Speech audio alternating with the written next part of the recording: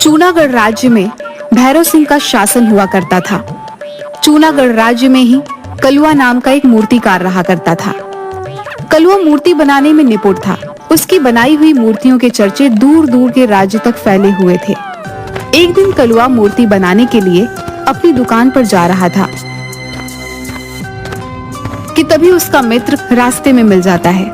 आजकल देख रहा हूँ मूर्ति बनाने में तुम कुछ ज्यादा ही व्यस्त चल रहे हो। तुम तो जानते हो बिलवा कि मैं सारा दिन मेहनत से मूर्ति बनाता हूँ, मगर मेरी बनाई हुई मूर्ति एक भी नहीं बिकती। तुम्हारे हाथ की बनाई हुई मूर्तियां भी जरूर बिकेंगी कलवा। बस तुमको थोड़ी सी मेहनत करने की जरूरत है। तुम्हें अपनी बनाई हुई मूर्ति के रंगों पर ध्यान देना चाहिए।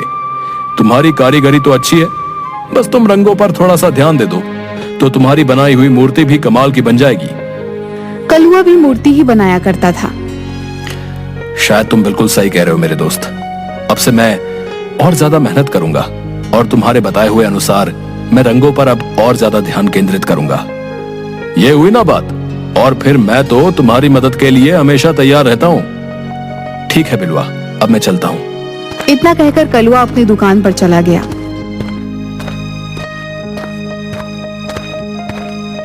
कई महीने ऐसे ही बीत गए। एक दिन वहां पर भैरव सिंह के सैनिक कलुआ की दुकान पर आकर रुक जाते हैं। एक सैनिक कलुआ की ओर देखकर बोला, क्या तुम्हारा ही नाम कलुआ है?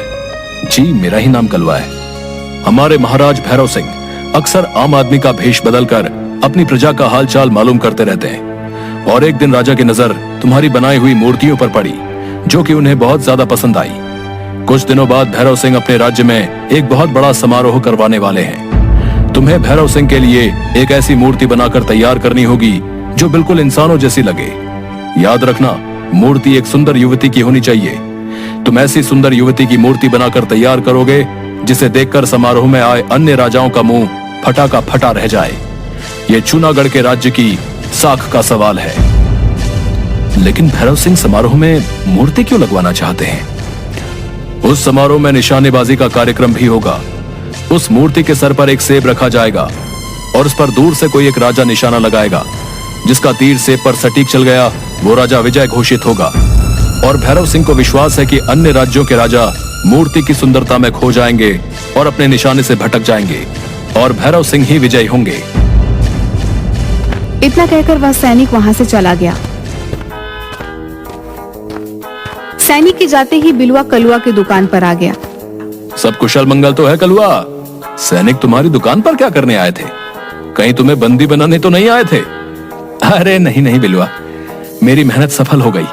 सैनिकों ने मुझे बताया कि भैरव सिंह अक्सर अपना भेष बदलकर प्रजा का हालचाल लेते रहते हैं, और एक दिन भैरव सिंह की नजर मेरी बनाई मूर्ति पर पड़ी जो उन्हें बहुत पसंद आई। भैरव सिंह महल में एक समारोह करवाने वाले हैं और उन्होंने उस महल के लिए एक सुंदर युवती की मूर्ति बनाने का आदेश मुझे ही दिया है। बिलवा, लगता है अब मेरे दिन बदलने वाले हैं। यह तो तुमने बिल्कुल सही कहा कलवा। मगर अंदर ही अंदर बिलवा कलुआ की सफलता देखकर जल भून रहा था। कलुआ उस दिन के बाद पूरी मेहनत और लगन से मूर्ति बनाने के कार्य में लग गया। वह रात रात भर जागकर काम करता रहता था। कुछ ही दिनों में कलुआ ने एक बहुत सुंदर दिखने वाली युवती की मूर्ति तैयार करके खड़ी कर दी। वाह कलवा, तुमने तो बिल्कुल असली युवती जैसी मूर्ति बनाकर तैयार कर दी। इसे तो देखकर कोई भी इंसान धोखा खा सकता है। ये मूर्ति तुम्हें तो पसंद आई है बिलवा, लेकिन ये भैरव सिंह को भी पसंद आनी चाहिए। अगर उन्हें ये मूर्ति पसंद आ गई तब मैं अपनी कारीगरी को सफल मानूंगा। बिलवा, सैनिक इस मूर्ति को लेने के लिए आएंगे और वो मुझे भी राजमहल ले जाएंगे। क्या तब तक के लिए तुम इस मूर्ति को अपनी दुकान पर रख सकते हो? आजकल राज्य में चोर बहुत घूम रहे हैं और मुझे सबसे ज्यादा विश्वास तुम पर है।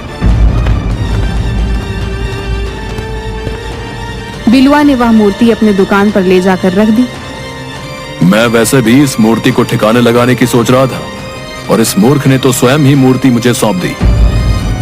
देखता हूं ये कलुआ का बच्चा राजा को मूर्ति कैसे दे पाता है, क्योंकि मैं कल सुबह ही इस मूर्ति को बेचकर इस शहर और इस राज्य से कुछ महीनों के लिए रफू चक्कर हो जाऊंगा। मूर्ति तैयार न पाकर राजा कलुआ को वैसे भी नहीं छोड़ेगा। मेरे दोनों हाथों में तो लड्डू ही लड्डू है।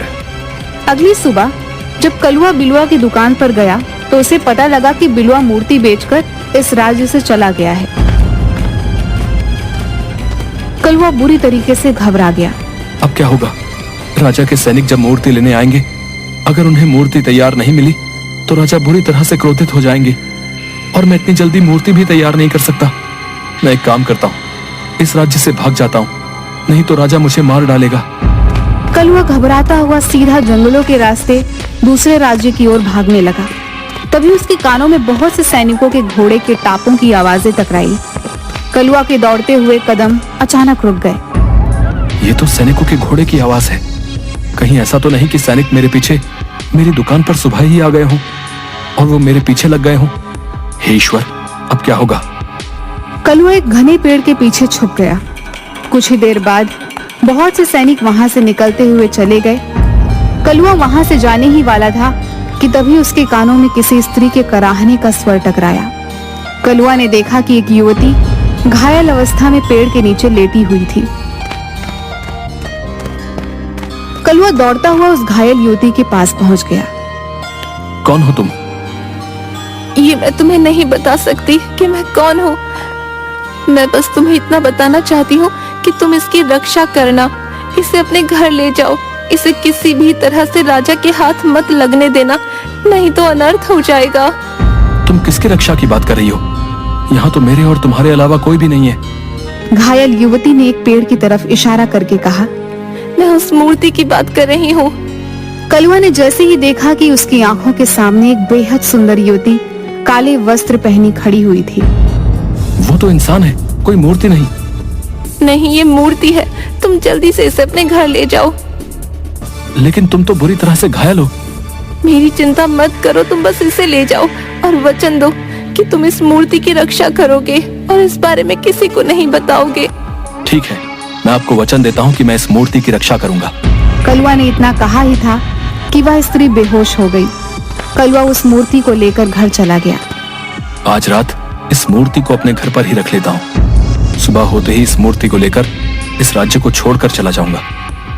कलवा ने इतना कहा ही था कि तभी उसके कानों में किसी स्त्री का मधुर स्वर टकराया। तुम्हें भागने की कोई जरूरत नहीं है, भागना कायरता होती है।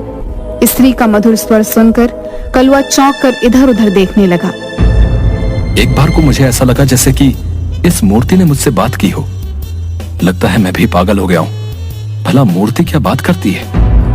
कलवा उस मूर्ति को निहारते हुए सो गया। अगली सुबह कलवा उस मूर्ति को देखकर बोला, तुम तो बिल्कुल इंसान जैसी मालूम पड़ती हो। मेरी आयु 24 वर्ष की हो चुकी है, मगर मुझे अभी तक विवाह के लिए कोई भी स्त्री पसंद नहीं आई। अगर तुम इंसान होती तो मैं तुमसे ही विवाह करता। सच तो यह है कि पहली ही नजर में मुझे तुम्हें देखकर प्रेम हो गया है। मुझे भी तुमसे प्रेम हो गया है। अरे, फिर से उसी स्त्री का स्वर। लेकिन मेरे अलावा तो यहाँ पर और कोई मौजूद नहीं है। तभी कलवा का दरवाजा कोई जोर जोर से पीटने लगा। कलवा ने जैसे ही दरवाजा खोला तो बाहर खड़ा बिलवा तुरंत घर के अंदर घुस आया और उस मूर्ति को हैरत भरी नजरों से देखने लगा। तुम यहाँ पर क्यों आए हो बिलवा? मैंने तुम पर कितना विश्वास करके अपनी मूर्ति तुम्हें सौंपी थी और तुमने चंद पैसों के लालच में आकर उसे बेच दिया। हाँ, क्योंकि मैं तुझसे ज्यादा बेहतर मूर्ति बनाना जानता हूँ। मगर इसके बावजूद भैरव सिंह ने मूर्ति बनाने के लिए तुझे चुना। अब यहाँ क्या करने आए हो? जब मैं इस राज्य को छोड़कर जा रहा था तब मैंने तुम्हें इस मूर्ति को ले जाते हुए देखा। इतनी सुंदर मूर्ति को तुम नहीं बना सकते। बताओ, ये मूर्ति किसकी चुरा कर लेकर आए हो तुम? चोर को चोरी नजर आता है और मैं तुम्हारी तरह चोर नहीं हूं। सीधी तरह से यहां से दफा हो जाओ। दफा तो मैं हो जाऊंगा कलवा, लेकिन इस मूर्ति को ले जाकर। ये मूर्ति मेरी नहीं है बिलवा, इसलिए मैं इसे तुम्हें नहीं ले जाने दे सकता। मैं जानता हूं ये मूर्ति तुम्हारी नहीं है। सीधी तरह से ये मूर्ति मुझे दे दो कलवा, नहीं तो मैं सैनिकों को यह बताऊंगा कि तुमने लालच में आकर राजा के साथ विश्वासघात किया है।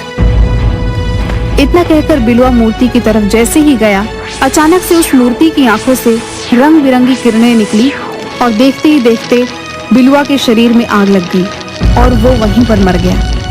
यह देखकर कलवा के हाथ पैर फूल गए। तभी कलवा का दरवाजा कोई पीटने लगा। कलवा ने जैसे ही दरवाजा खोला तो सामने राजा के सैनिक खड़े थे। क्या तुमने मूर्ति बना दी कलवा? कल समारोह प्रारंभ होने वाला है। तुम्हें इसी समय वो मूर्ति हमारे साथ राजमहल लेकर चलनी है। मैं क्षमा चाहता हूँ। राजा के आदेश पर मैंने एक सुंदर युवती की मूर्ति बनाकर तैयार की तो थी, लेकिन बिलवा उसे बेचकर भाग गया। झूठ बोलते हो तुम। तुम्हारी दुकान पर गया। तुम्हारे दोस्त बिलवा ने बताया कि तुमने उस सुंदर मूर्ति को लालच में आकर किसी दूसरे राज्य में बेच दिया। तुम्हें इसका दंड मिलेगा। और तुमने अपने दोस्त बिलवा को ही मार डाला। बिलवा झूठ बोल रहा था और मैंने बिलवा को नहीं मारा। लेकिन सच तो तुम भी नहीं बोल रहे कलवा। मूर्ति तो मेरे सामने खड़ी है। मैं इस मूर्ति को आप लोगों को नहीं ले जाने दूंगा। ये मूर्ति मेरी बनाई हुई नहीं है, किसी की भी बनाई हुई हो, इससे क्या फर्क पड़ता है। फिलहाल तो ये राजमहल की शोभा बनेगी। अगर ये मूर्ति तुमने नहीं बनाई कलवा, तो मेरा दावा है कि इतनी सुंदर मूर्ति तुम भी नहीं बना सकते थे। मैं इस मूर्ति को आपको नहीं ले जाने दूंगा। तुम्हारा दिमाग तो ठीक है कलवा। कल समारोह शुरू होने वाला है। राजा को अपमानित करवाओगे क्या? इतना बोलकर उसने मूर्ति को उठाने का आदेश दिया, मगर कलवा जिद पर अड़ गया। गिरफ्तार कर लो इस कलवा को। इसने 2 अपराध किए हैं। एक तो भैरव सिंह के लिए बनाई हुई मूर्ति लालच में आकर बेच दी, और दूसरा अपराध इसने अपने ही दोस्त को जान से मारकर किया। सैनिकों ने कलवा को भी गिरफ्तार कर लिया। वह कलवा और उस मूर्ति को राजमहल के अंदर लेकर चले गए। मूर्ति को देखकर राजा का मुंह हैरत से फटा का फटा रह गया। भैरव सिंह सैनिक से बोला, तुमने कलवा को गिरफ्तार करके क्यों रखा हुआ है? इसने तो बहुत सुंदर मूर्ति बनाई है। इसका दावा है कि ये मूर्ति इसने नहीं बनाई, और ये इस मूर्ति को देने में आनाकानी कर रहा था, और इसने मित्र को भी जान से मार दिया।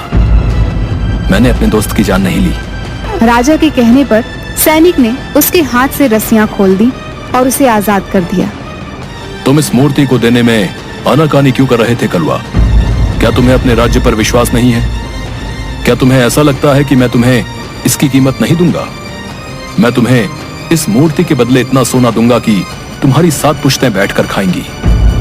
मुझे कभी धन का लालच नहीं रहा महाराज, लेकिन ये मूर्ति मेरी नहीं, किसी की अमानत है, और मैंने उसे वचन दिया है कि इस मूर्ति की मैं रक्षा करूंगा।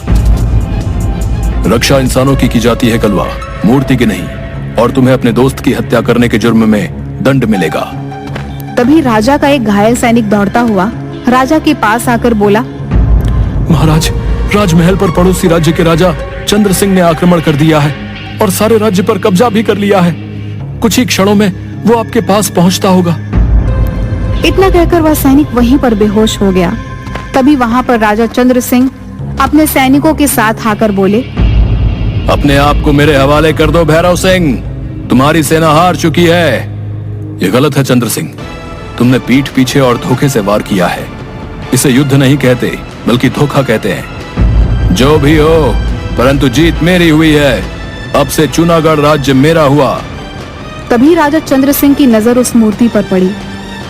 इस मूर्ति की तलाश में तुम्हें पता नहीं कब से भटक रहा था। तुम्हारे पास ये मूर्ति कहां से आई? ये मूर्ति मेरे ही राज्य के एक कुशल कारीगर ने बनाई है। इस तरह के कुशल कारीगर तुम्हें सिर्फ मेरे ही राज्य में मिलेंगे। नहीं भैरव सिंह, तुम जिसे मूर्ति समझ रहे हो ना, वो दरअसल मूर्ति नहीं बल्कि कुछ और ही है। इतना कहकर राजा चंद्र सिंह ने अपनी जेब से एक सफेद पाउडर मूर्ति के ऊपर फेंक दिया। अचानक मूर्ति के ऊपर रंग बिरंगी किरणें फूटने लगी और मूर्ति एक बेहद सुंदर युवती, मतलब एक इंसान में परिवर्तित हो गई, और क्रोधित होकर राजा चंद्र सिंह से बोली,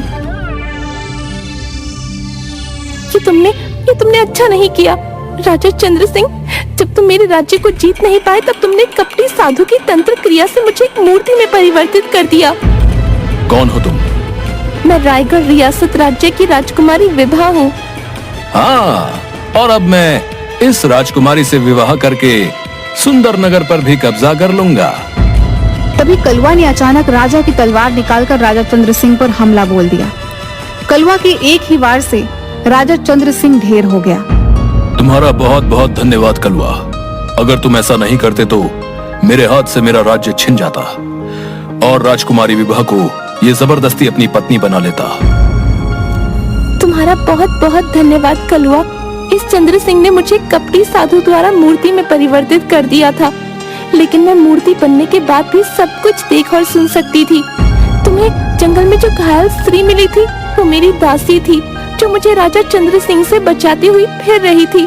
मगर राजा चंद्र सिंह के सैनिकों ने उस पर हमला कर दिया और इत्तेफाक से ही वहाँ तुम मिले। सच तो ये है कलवा कि मुझे भी तुमसे पहले ही नजर में प्रेम हो गया है। जिस तरह से तुमने चंद्र सिंह के ऊपर वार किया है, तुम में एक कुशल राजा बनने के भी लक्षण है। तुम्हारा दोस्त उस समय तुम्हें मारने की नीयत से आया था, इसीलिए मैंने बिलुआ की जान ली। अगले दिन भैरव सिंह ने धूमधाम से कलुआ और राजकुमारी विभा का विवाह संपन्न कर दिया। आज कलुआ राजकुमारी विभा के साथ मिलकर रायगढ़ रियासत पर शासन कर रहा है।